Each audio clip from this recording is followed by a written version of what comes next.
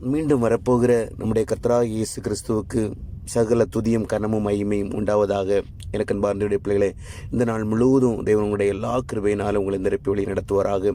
இந்த நாளில் தேவன் நமக்கு கொடுக்கிறதான வார்த்தை 138 சங்கீதம் 8வது வசனம்.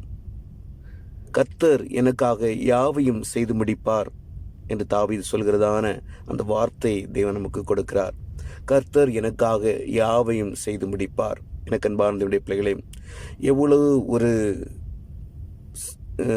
கிருபையுள்ள வார்த்தை பாருங்கள். தாவீது சொல்லும்போது சொல்லுகிறார், கர்த்தர் எனக்காக யாவையும் செய்து முடிப்பார். அந்த ஒரு தைரியம் எனக்கு அன்பார்ந்தவருடைய பிள்ளைகளே, இந்த நாளில் கூட நம்முடைய வாழ்க்கையில கூட தேவன் சொல்லுகிறார், உனக்காக நான் யாவையும் செய்து முடிப்பேன். நிச்சயமாக நம்முடைய தேவன் நமக்காக யாவையும் செய்து முடிக்கிறவர். ஏற்கனவே அவர் செய்து முடித்தார். நாம் விசுவாசத்தோடு தேவனுடைய சமூகத்தில் நாம் அந்த வார்த்தைகளை உட்கொள்ளும் போது நிச்சயமாக நம்முடைய வாழ்க்கையிலும் எல்லாவற்றையும் தேவன் செய்து முடிப்பார். எனக்கு அன்பார்ந்தவருடைய பிள்ளைகளே, நம்முடைய வாழ்க்கையில் நீங்கள் எந்த காரியத்திற்காக கவலைப்படுகிறீர்களோ எல்லாவற்றையும் தேவனுடைய சமூகத்தில் ஒப்பு கொடுத்து சொல்லுங்கள்.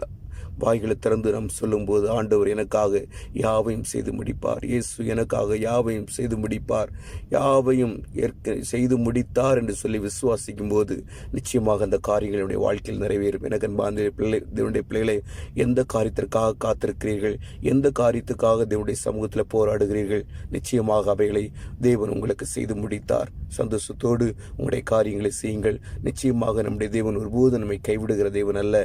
அவருக்காய் வாழுகிற பிள்ளைகளை, அவரோடு கூட நடக்கிற பிள்ளைகளை ஒருபோதும் அவர் கைவிட மாட்டார். நிச்சயமாக அவர் வழி நடத்துவார். நமக்காக யாவையும் செய்து முடித்த கர்த்தர். அப்படினாலே சந்தோஷத்தோடு தேவனுடைய சமூகத்தில் காத்திருப்போம். அவர் நிச்சயமாக வாய்க்க பண்ண அவர் வல்லமையுள்ளவராக இருக்கிறார். நம்முடைய வாழ்க்கையில எல்லாவற்றையும் அவர் செய்ய வல்லமையுள்ளவர். ஏனென்றால் மோசே தேவனிடத்தில் கேட்கும்போது, ஆண்டவரே உடைய நாமம் என்ன என்று சொல்லி கேட்கும்போது ஆண்டவர் சொல்லுகிறார், நான் எந்த நாமத்தை உனக்கு தருவேன், நான் எல்லாம் என்னால் கூடும், நான் அதிசயமானவர்.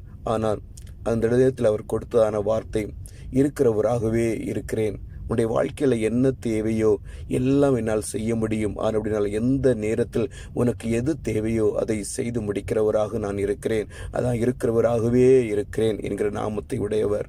எனக்கு அன்பார்ந்தவருடைய பிள்ளைகளே, நிச்சயமாக இருக்கிறவராகவே இருக்கிறேன் என்பவர். நம்முடைய வாழ்க்கையில கூட என்ன தேவைகள், நம்முடைய வாழ்க்கையில பலவீனங்கள் நம்மை ஆட்கொண்டிருக்கிறதா, நம்மை பலப்படுத்த அவரால் முடியும்.